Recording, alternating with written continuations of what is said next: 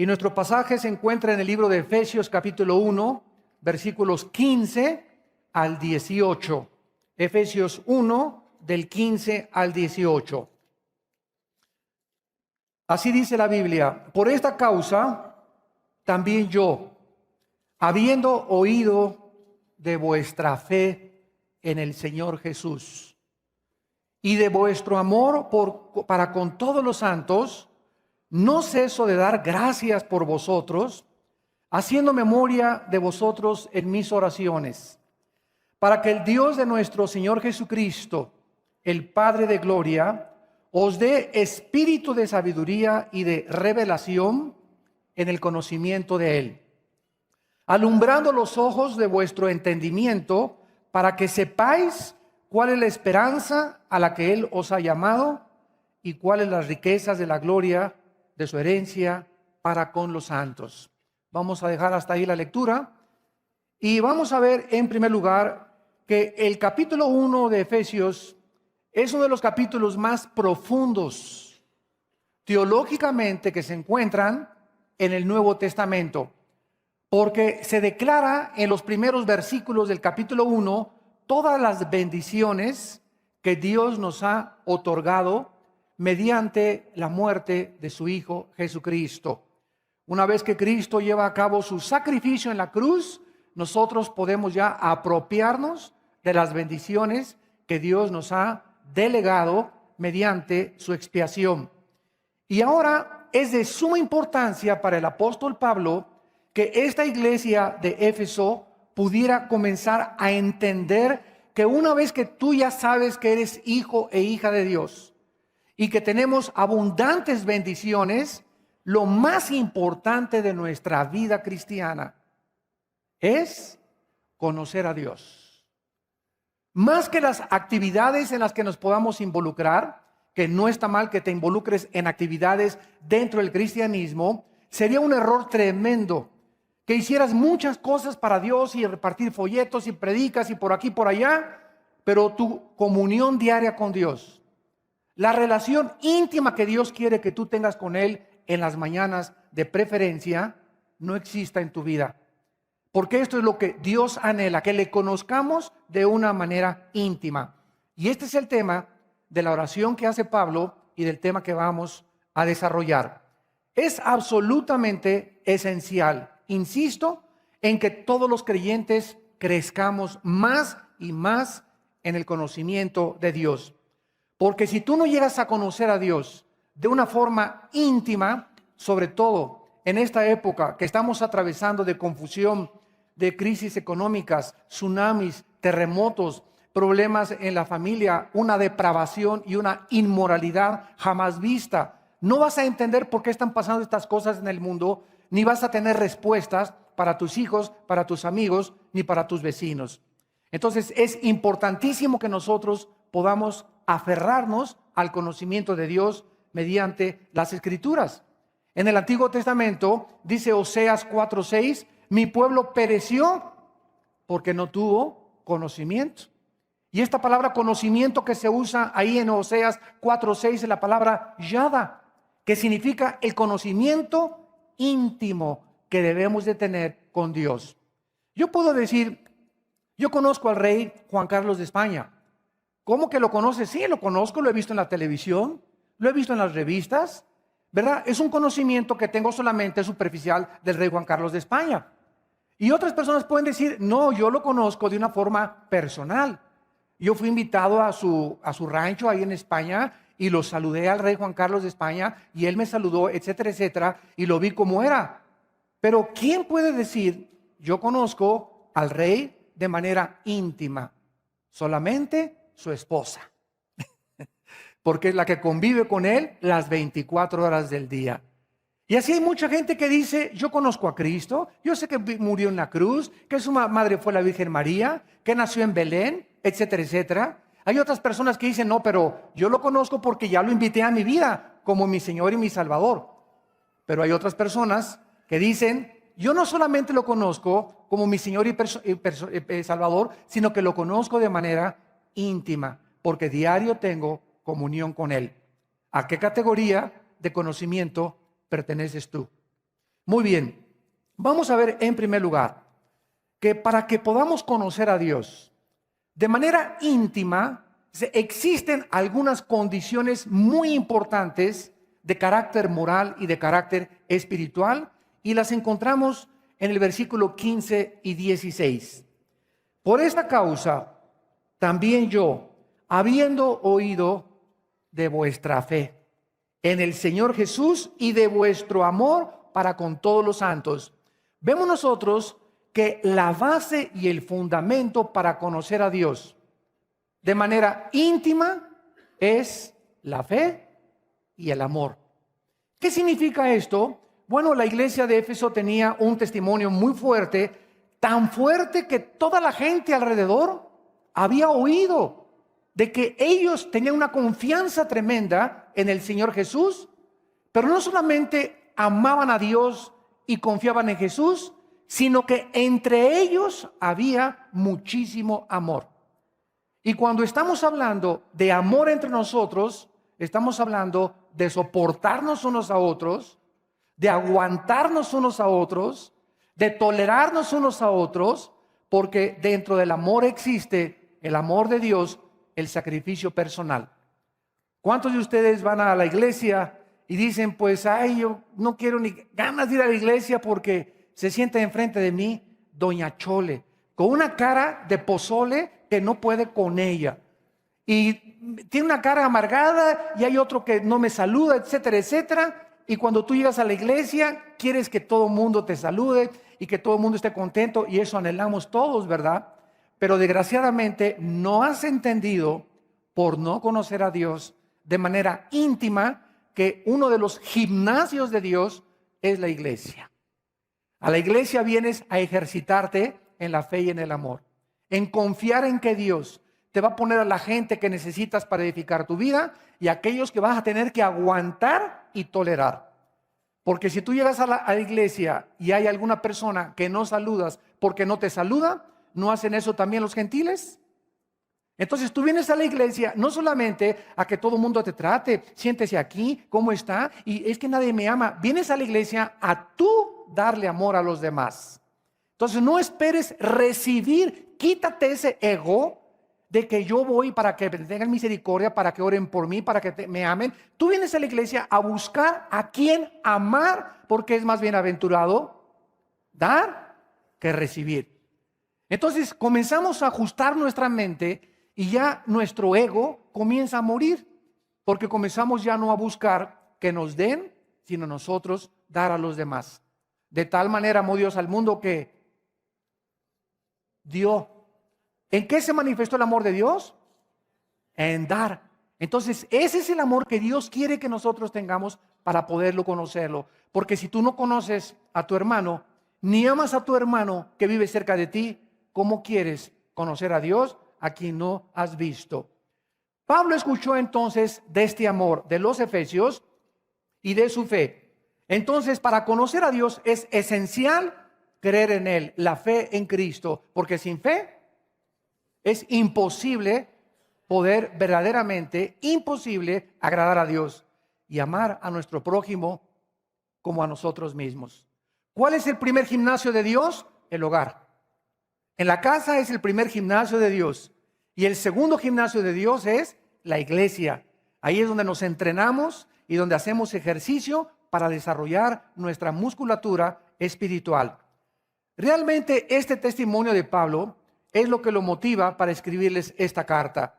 Él sabía que la vida del cristiano no es una vida estática ni mediocre, sino que va en continuo crecimiento, como dice 2 de Pedro 3:18. Crezcan en la gracia y en el conocimiento de nuestro Señor Jesucristo. Tenemos que crecer en gracia, es verdad, porque la gracia es la que nos facilita y nos capacita para hacer su voluntad.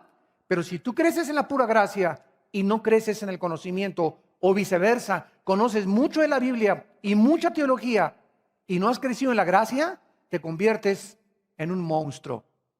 Entonces tenemos que crecer de una forma equilibrada, tanto en la gracia como en el conocimiento de Dios, porque si no, nuestro crecimiento es, repito, anormal. Muy bien, vamos pues a introducirnos ahora en el versículo 17 en adelante para comenzar a comprender la necesidad de crecer en el conocimiento de Dios. En el capítulo 4 de Efesios, ahí mismo en el mismo libro, versículo 15 al 16, vemos esta insistencia del apóstol Pablo acerca del crecimiento de Dios. Dice Efesios 4, 15 y 16. Sino que siguiendo la verdad en amor, crezcamos en todo en aquel que es la cabeza, esto es Cristo. Vean ustedes, ¿quién es la verdad? ¿Perdón? Entonces dice la Biblia que debemos de seguir a Cristo amando. Debemos de seguir la verdad, que Cristo es la verdad, amando. Seguir la verdad en amor. ¿Qué significa esto? Ok, yo te sigo, Señor Jesús, pero al mismo tiempo no me desconecto de mis hermanos. Porque el primer mandamiento es amarás a Dios con todo tu corazón y el segundo, a tu prójimo como a ti mismo. En estos dos mandamientos se resumen los 10 mandamientos del Antiguo Testamento. Entonces, debemos de nunca desconectarnos, el decir, yo sigo a Cristo y oro y ayuno y me hinco y hago sacrificios, etcétera, etcétera, pero no podemos jamás desconectarnos del amor de nuestros hermanos. Porque siempre que estamos siguiendo a Jesús, Dios nos comienza a preguntar, ¿a cuántos de tus hermanos verdaderamente amas sacrificialmente?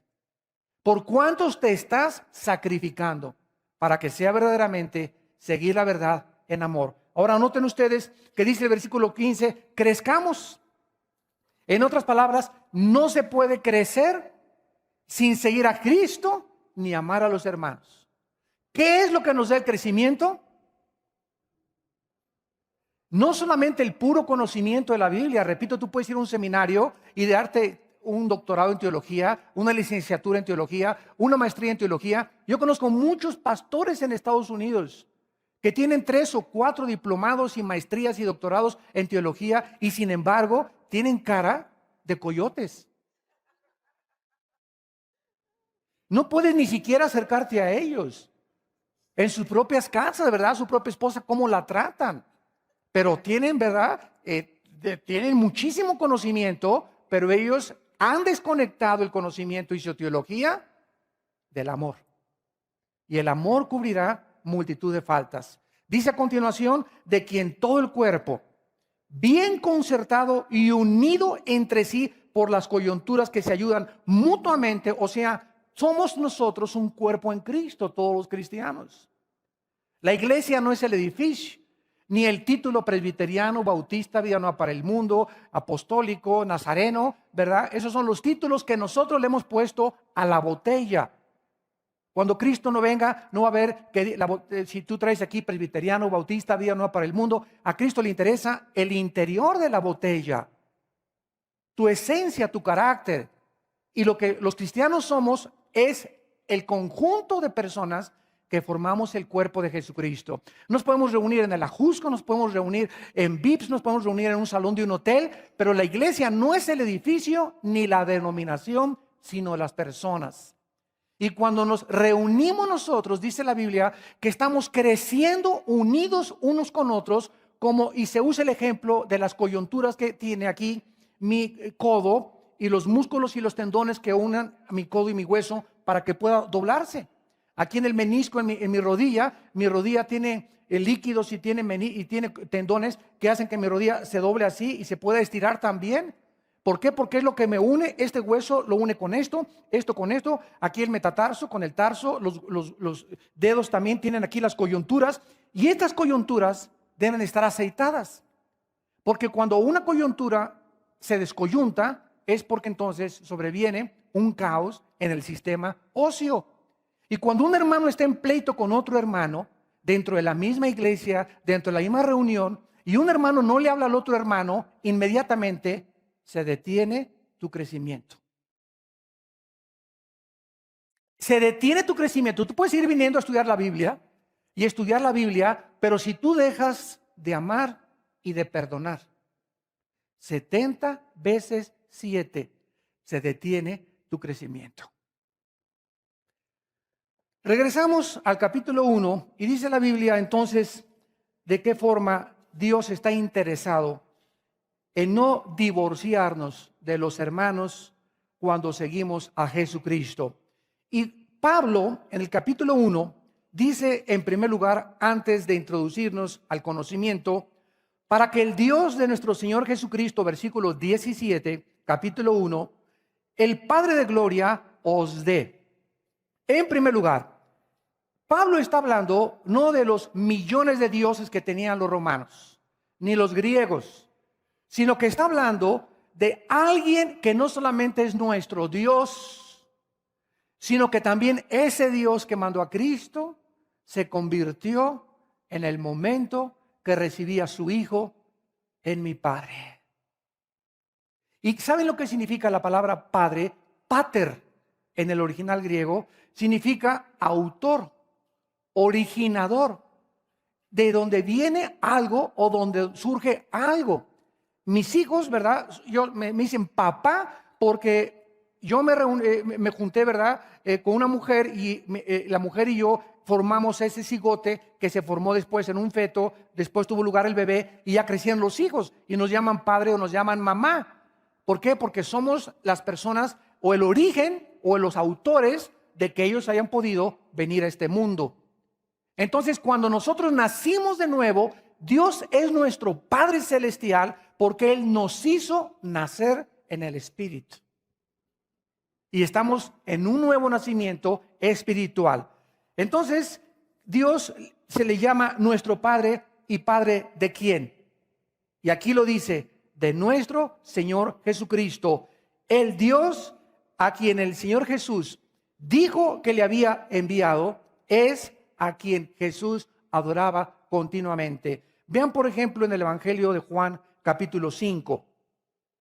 Juan capítulo 5, la forma como Jesús se expresaba de su Padre.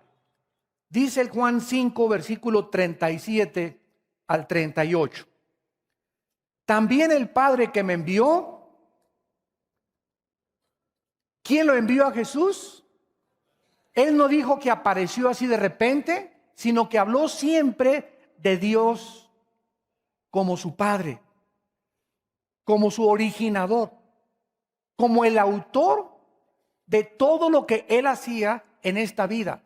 El Padre que me envió ha dado testimonio de mí. Nunca habéis oído su voz, ni habéis visto su aspecto, ni tenéis su palabra morando en vosotros, porque a quien Él envió, ustedes no creen. ¿Qué se necesita para que Él more en nosotros y para que comencemos a conocerlo? Creer en Él. De los millones de dioses, repito, que existen, mucha gente me ha dicho en muchos lados donde viajamos, es que Alá, el Dios de los musulmanes, es el mismo que se reveló como Alá a los musulmanes, al Jehová del cristianismo. Y les dije, ¿saben una cosa? No es absolutamente diferente. Jehová no es Alá con otro nombre, porque Alá se revela a Mahoma con otros principios y otras enseñanzas que contradicen totalmente la Biblia. Y el apóstol Pablo escribió en Gálatas 1 del 6 al 8 que si alguien se aparecía y les enseñaba otro evangelio, otras enseñanzas que no fueran las que estaban contenidas en los libros de los apóstoles, esas personas estaban bajo una maldición. Así que Dios, el Dios del cristianismo, el Padre de Cristo, no es Buda, no es Alá, no es padre de Confucio, no es padre de Mahatma Gandhi, es padre de aquellos que han aceptado a su Hijo Jesucristo como su Señor y Salvador. Entonces, hay muchos dioses con otros nombres, pero no es el Dios de la Biblia. Y lo mismo también hay muchos Jesuses. En 2 Corintios 11, el apóstol Pablo les dice, porque si viene otro predicando a otro Jesús, o si reciben otro espíritu que el que han recibido, no es el Jesús de la Biblia ni el que hemos predicado. Porque hay mucha gente que me dice, yo creo en Dios. Y les contesto, ¿en cuál? ¿Cómo que en cuál? Sí, hasta el diablo cree en Dios.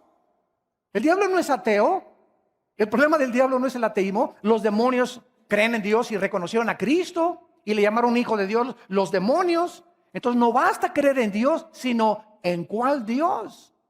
¿En cuál Dios crees tú? ¿Quién es el Dios a que tú sigues? Pues a Jesús, yo sigo a Jesús. Si tú sigues a Jesús, sigues las enseñanzas de Jesús contenidas en los evangelios. Pero si tú me dices que crees en Cristo y en Dios y tú no lo sigues a través de la Biblia, entonces es otro Jesús al que tú estás siguiendo. Hay mucha gente que me dice, yo soy cristiano pero no voy a ninguna iglesia. Le dije, tú estás haciendo tus propios mandamientos. Porque la Biblia dice en Hebreos 10 que no dejemos de reunirnos, porque en la iglesia Dios nos está entrenando y es importantísimo asistir a la iglesia porque es el gimnasio de Dios y nos ayuda a juntos como cuerpo alabarlo y bendecir su nombre. Entonces, cuando alguien dice yo soy cristiano y estoy fuera del corral, es una oveja perdida. Y cuídate porque hay muchos lobos que van a acabar desviándote. O yo soy cristiano y no necesito que nadie me enseñe. ¿Sabes una cosa? Dios puso apóstoles, profetas, evangelistas, pastores y maestros para edificar nuestro cuerpo. Entonces nadie es independiente y no hay llaneros solitarios en el cristianismo. Continuamos y dice Pablo más adelante en el versículo Efesios capítulo 1, y ahora después de que hemos entendido las bases del conocimiento, la fe y el amor, y de quién es al Dios que queremos conocer, el Padre de Jesucristo, ahora Pablo, de una forma muy profunda, misteriosa podríamos también llamarla, está orando a Dios por algo importantísimo que los cristianos debemos de tener para poder conocerlo íntimamente.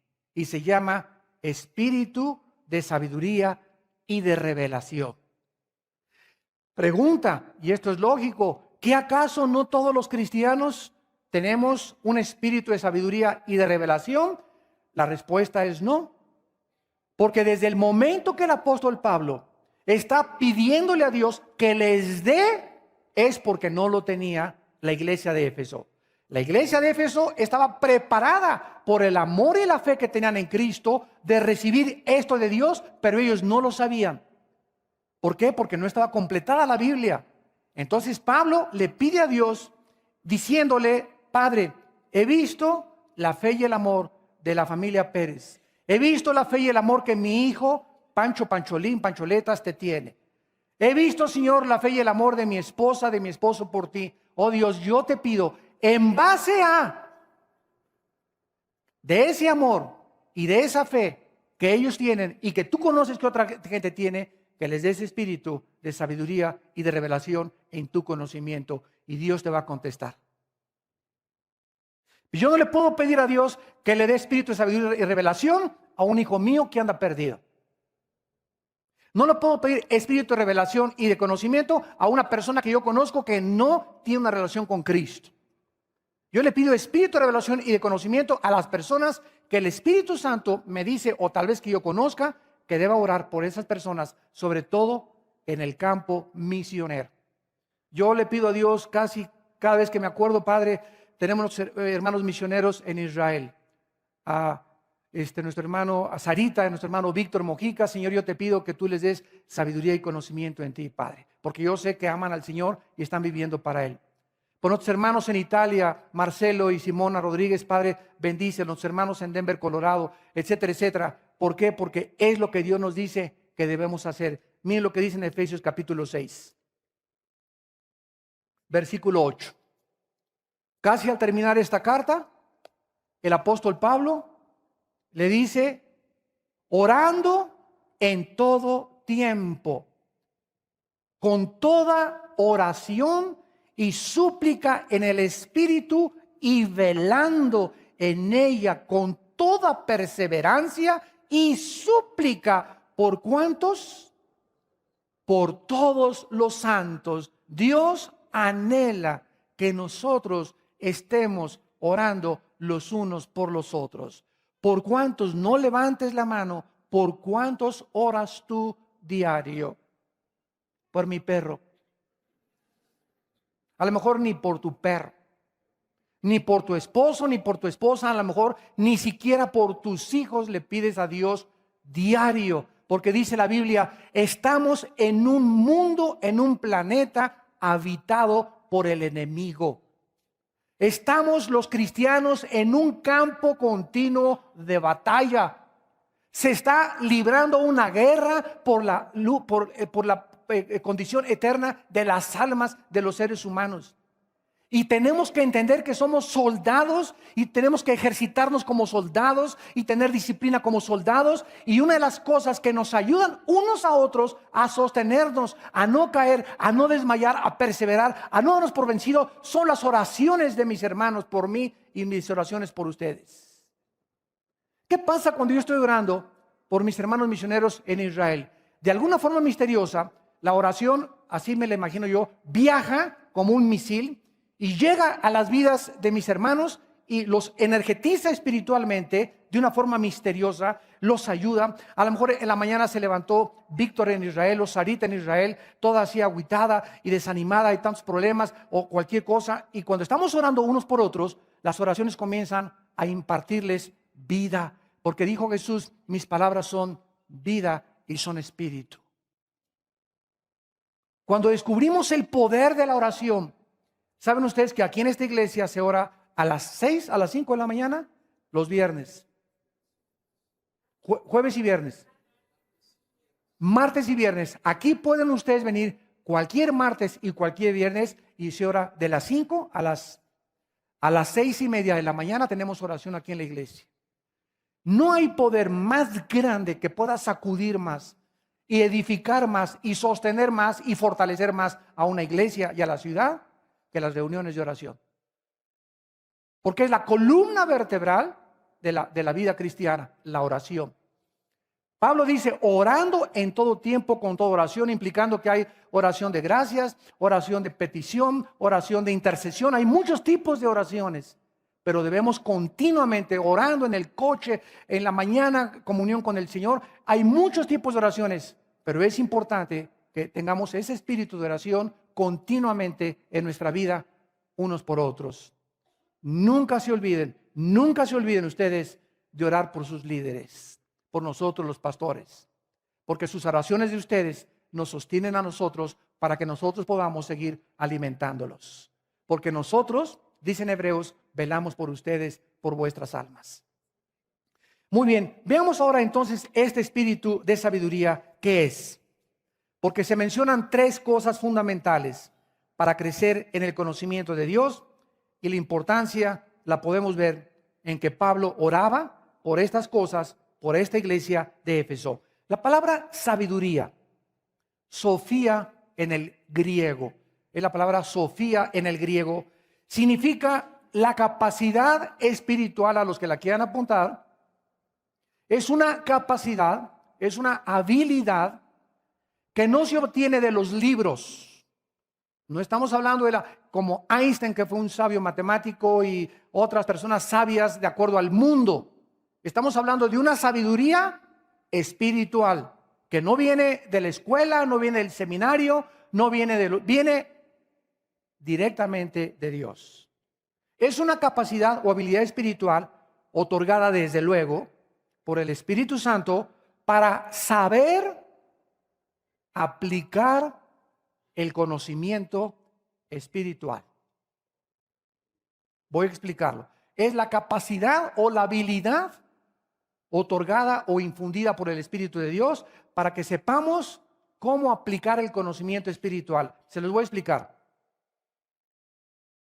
Dios nos dice a los esposos, amen a vuestra esposa como Cristo amó a la iglesia. En otras palabras, sacrificialmente. Cuando Dios ve, o sea, el conocimiento lo tenemos todos los cristianos. Todos sabemos que debemos amar a la esposa como Cristo amó a la iglesia. Lo sabes intelectualmente, pero cuando lo practicas, cuando el conocimiento lo llevas a la práctica, entonces te comienzas a volver sabio. No es hasta que Dios ve que practicamos lo que conocemos, que es cuando nos comenzamos a volver sabios. Dice la Biblia que en el momento en el que Pancho y Pancha, no Pancho con Jorge, sino cuando Pancho con Pancha se casan, el momento en que Pancho le dice a Pancha, sí, la acepto, le está diciendo a 2.300 millones de mujeres, no. Porque son las que existen en el mundo. Cuando tú le dices sí a alguien, le está diciendo a 2.300 millones de personas, no. A todas las 2.300 son. Y en ese momento Pancho se sale del mercado. Ya no tiene por qué andar ahí, perdón, capitoloteando, ¿verdad? Y coqueteando, etcétera, etcétera, porque ya no está en el mercado. Cuando la muchacha le dice sí a su esposo, le dice no a más de 3.000 millones de varones. Y nos salimos del mercado inmediatamente. Siempre cuando me encuentro personas que me dicen, oye, que unas chavas que por allá, les digo, yo ya me salí del mercado. Ya no estoy en el mercado. Ya no puedo ver más que un solo menú. ¿Verdad, mi amorcito? Más me vale. Y en ese momento es cuando nosotros, cuando comenzamos a practicar verdaderamente, cuando Dios ve que nosotros de veras le amamos y lo obedecemos, porque el practicar es obediencia, es cuando comenzamos a recibir la sabiduría. Dice en Proverbios 1:7, el principio de la sabiduría es el temor de Dios. ¿Por qué obedeces a Dios? Una muchacha sabe muy bien, las muchachas que están aquí adolescentes y los jóvenes aquí adolescentes lo saben muy bien, que no deben de dejarse manosear por su novio. Lo sabes muy bien, porque dice en 1 Corintios 13, el amor no es indecoroso. No debes de llegar a caricias donde puedan llegar, ¿verdad? Después a problemas más graves. Comenzó con un besito y la mano alcanzó. Entonces, esa muchacha tiene el conocimiento y los muchachos saben que no deben de tocar a sus novias hasta que se casen. Si Dios ve que tú te comportas de esa manera con ella y que oras con ella y que leen la Biblia juntos y que no se están solamente acariciando y besándose, en ese momento, ¿por qué no te dejas acariciar y por qué no tocas a tu novia? Porque tienes temor de Dios. ¿Qué es el temor de Dios? La conciencia que Dios me está observando. Porque muchos de ustedes hacen cosas que no deberían hacer porque no tienen temor de Dios. Porque si tuvieran temor de Dios, muchos de ustedes no harían las cosas que hacen a escondidas.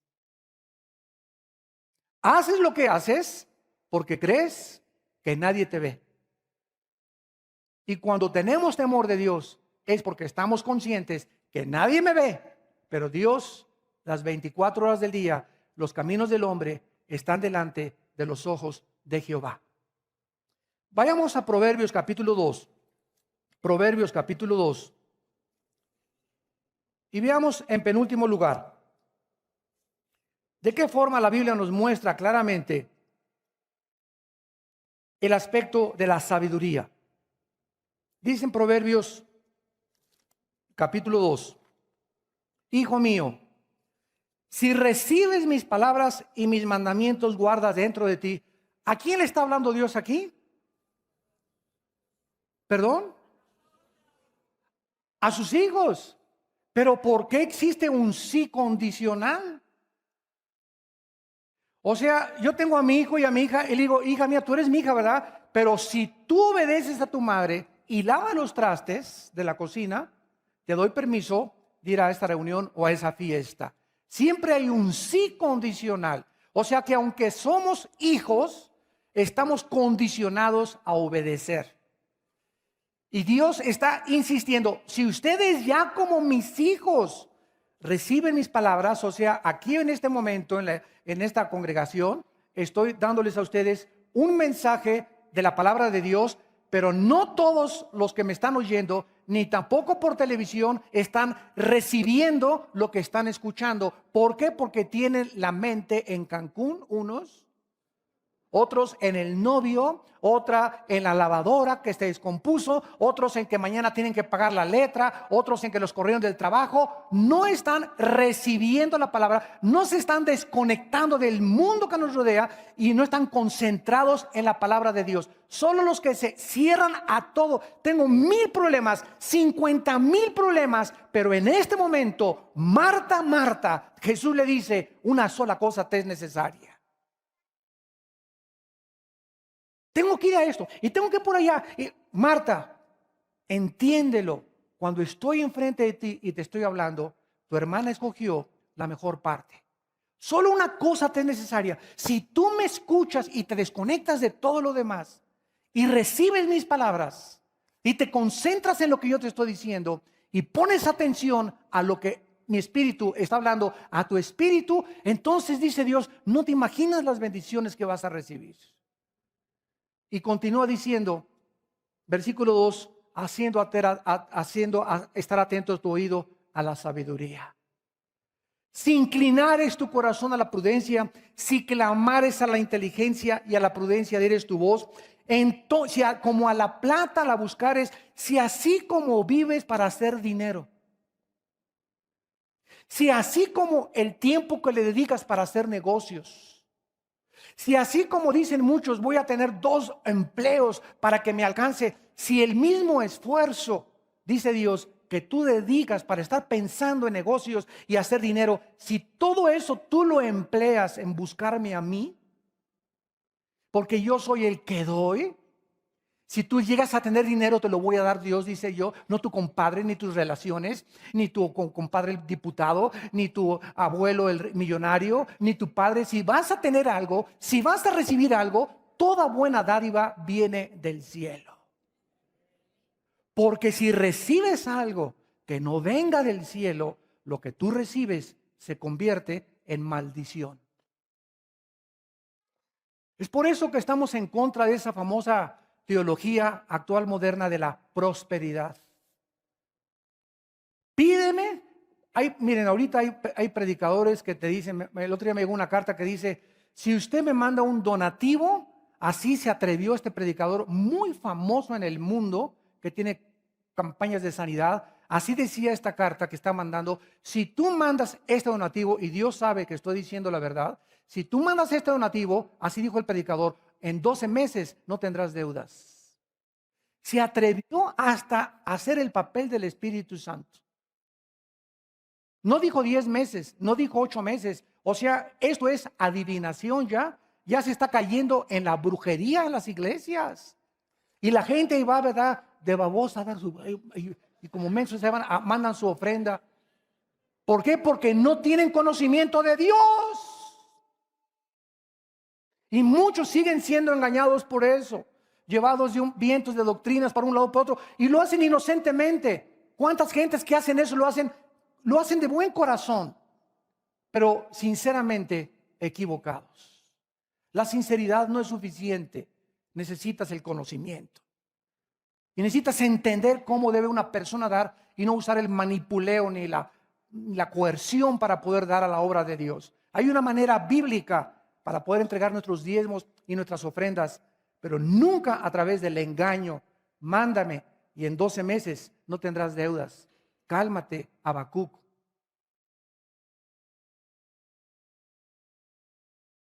Dice el versículo 5, entonces, Proverbios 2, versículo 5, entonces, cuando recibas mis palabras, cuando pongas atención, cuando le des prioridad a mi palabra, entonces y no antes, vas a entender el temor de Dios y hallarás el conocimiento de Dios, porque Jehová da, no el seminario, no los libros, no la educación, es Dios el que da la sabiduría, y de su boca, o sea, de la Biblia, viene el conocimiento y la inteligencia.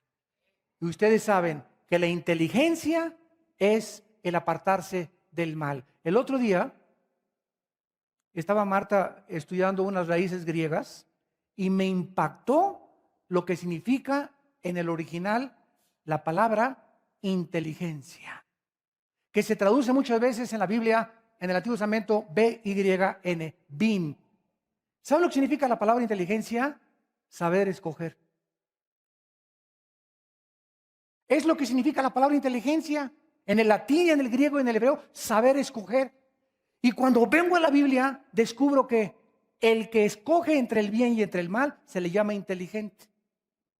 O sea, la persona inteligente es la que sabe que esto debo escoger, esto no, esto es bueno, esto es malo. Es la persona que sabe que esto es malo y no lo escoge. ¿Por qué? Porque conoce a Dios. La persona que hace la decisión adecuada es la persona inteligente. Y nosotros somos responsables de cada decisión que tomamos, porque en eso vas a demostrar tu inteligencia. Y Dios da la inteligencia. Dios te va a decir que escojas. Padre, tengo a Pancho y tengo a Juan que los dos quieren casarse conmigo, dice Lupita. ¿A cuál escojo? ¿A cuál vas a escoger? Escoge aquella muchacha en la que tú sabes que al escogerla, las consecuencias que vas a tomar al escogerla van a ser para tu beneficio y por toda la eternidad. Pero si ves que la otra anduvo ya con 10 antes que tú, y otra que se te ofrece anduvo nada más con 2 antes que tú, y una no es cristiana y una es cristiana, ¿verdad? No seas como el buey que va al degolladero. Escoge aquella que tienes mucho más probabilidades de que tus consecuencias al casarte te vayan a beneficiar.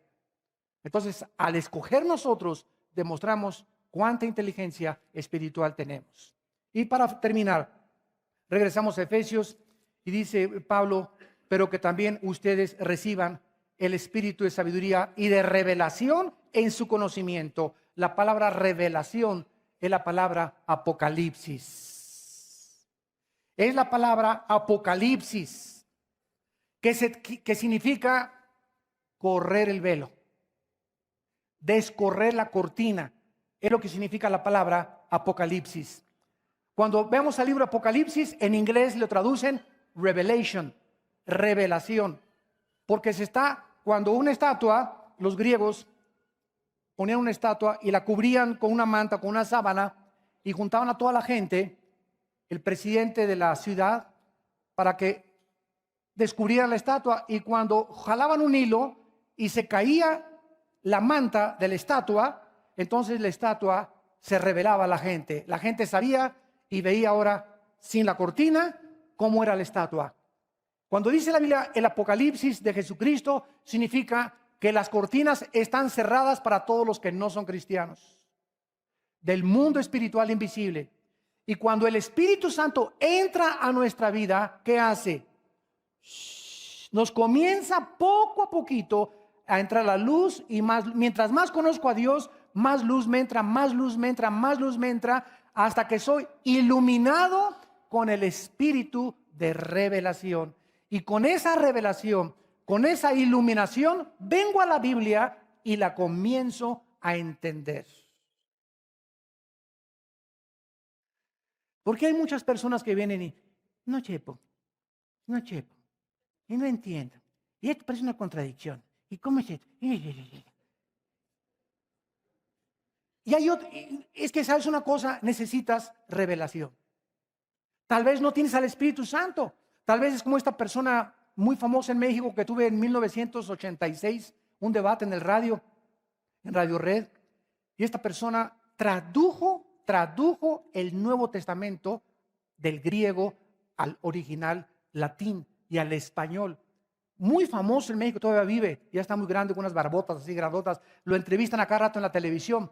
Y me dijeron que si yo aceptaba tener un debate con él. Y cuando yo tradujo la Biblia, el Nuevo Testamento en griego, pues me imagino que debe ser un teólogo, ¿verdad? Qué bárbaro, que todo el Nuevo Testamento lo tradujo del griego al español. Pero sin embargo, a los 10 minutos de la conferencia, de estar debatiendo yo con él, de puras cosas tontas que me estaba diciendo él, yo le dije, a usted sabe que yo siento en mi espíritu que usted conoce muchísimo de la Biblia, pero usted no conoce al autor de la Biblia. Hay mucha gente que te habla de Noé y Moisés y el diluvio, se saben de memoria los reyes de la Biblia, se saben los libros de la Biblia, se saben las fechas geográficas, todo la información, la data intelectual. Pero es increíble que conozcan la Biblia sin conocer al autor de la Biblia, que es Dios. Y no es hasta que conoces al autor de la Biblia que entonces tu vida es cambiada, tu vida es transformada. Por esto ese Señor me estaba hablando de que los evangelios no eran realmente los que Cristo escribió. Aunque Él tradujo de griego al latín y al español el Nuevo Testamento, Él no estaba convencido de que Jesús era el Cristo, el Mesías, el Hijo de Dios. Porque no tenía ni revelación ni la sabiduría de Dios. Oremos. Padre, te damos gracias por tu palabra en esta tarde. Gracias, Señor, por todo lo que tú nos quieres enseñar y nos sigues enseñando. Y te damos gracias, Señor, porque tú eres el Padre y Dios de nuestro Señor Jesucristo. Oh Dios, que de esta iglesia y de las iglesias que nos escuchan en el mundo entero se puedan caracterizar por la fe que tienen en ti y por el amor que se tienen unos a otros. ¿Cuántas veces he de perdonar a mi hermano si me ofende?, le preguntó Pedro a Cristo, y Cristo le contestó 70 veces 7. Esto no significa que cuando lleguemos a la 490ª ofensa, después nos venguemos, sino que dio a entender Jesús que nunca dejemos que ninguna ofensa, que ninguna persona nos haya hecho, crezca como una raíz de amargura. Porque la amargura y el rencor es el peor veneno para impedir seguir en amor, la verdad y poder crecer en la gracia y el conocimiento del Señor Jesús. Oh Dios, te pedimos que tú le des un espíritu de sabiduría y de revelación en tu conocimiento, Señor, para que nuestros hermanos sepan la herencia a la que hemos sido llamados, a una herencia eterna. Hemos sido llamados a esperar la bienaventurada venida de nuestro Señor y Salvador Jesucristo. Señor, bendecimos esta iglesia y te damos gracias por todos aquellos que en este momento entregarán sus vidas al Mesías, a tu Hijo Jesucristo. Y así con tu rostro inclinado, todas las personas, ustedes también por televisión. No sé desde dónde nos están viendo, tal vez desde una sala de un hospital, algunos desde la cárcel, desde tu casa. Yo los invito en esta mañana a que vengan a la cruz, a la persona del Hijo de Dios. No te estoy invitando a ninguna religión, sino que vengas a la cruz. Y ahí desde tu lugar, dile al Señor: perdona mis pecados, Señor mío y Dios mío. Creo que en la cruz pagaste con tu sangre por ellos y te pido que entres a mi corazón como mi Señor y mi Salvador. Te doy gracias por haber muerto en mi lugar. Me arrepiento de mi vida, de todos mis pecados.